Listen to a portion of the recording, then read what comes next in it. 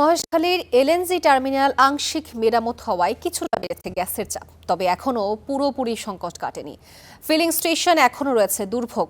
এ বিষয়ে আরও জানাতে চট্টগ্রাম থেকে যোগ দিচ্ছেন আমাদের সহকর্মী রকুন উদ্দিন।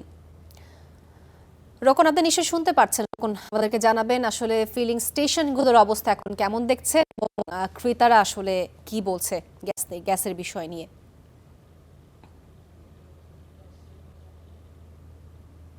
তো যখন থেকেই অর্থাৎ গত মাস থেকে যখন গ্যাসের এই সমস্যাটা এই সংকট শুরু হয়েছে, তখন থেকে আমরা দেখেছি যে চালক থেকে শুরু করে সাধারণ মানুষের দুর্ভোগ কিন্তু একেবারে চরমে পৌঁছে গেছে।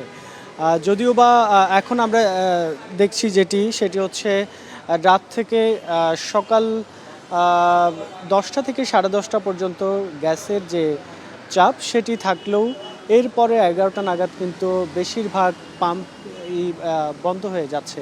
অর্থাৎ গ্যাসের চাপ না থাকার কারণে, গ্যাস সরবরাহ করতে না পারার কারণে পাম্পগুলো বন্ধ করে দেওয়া হয়। এখন আমরা এই পর্যন্ত যেটি দেখছি, সকাল থেকেই অর্থাৎ 11টা থেকেই বেশিরভাগ পাম্প কিন্তু বন্ধ রয়েছে। ফলে সিএনজি অটোরিকশা চালক যারা আছে তারা ঘন্টার পর ঘন্টা লাইনে দাঁড়িয়েও কিন্তু তারা গ্যাস না পেয়ে তারা হতাশা ভুগছেন। তারা বলছেন এভাবে যদি 4 থেকে 5 ঘন্টা লাইনে দাঁড়িয়ে থেকেও গ্যাস না পায়, তাহলে তাদের যে সংসার, তাদের পরিবার চালাতে কিন্তু তারা হিমশিম খাচ্ছেন, সেটি বলছেন। এবং পাম্প কর্তৃপক্ষ আসলে বলতে পারেন না যে কখন নাগাদ গ্যাস সরবরাহ আবার শুরু হবে।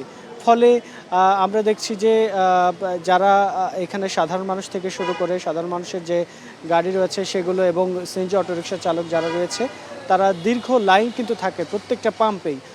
কিন্তু তারা গ্যাস না পেয়ে অনেকেই দেখছি 3-4 ঘন্টা অপেক্ষা করার পর তারা চলে যাচ্ছেন।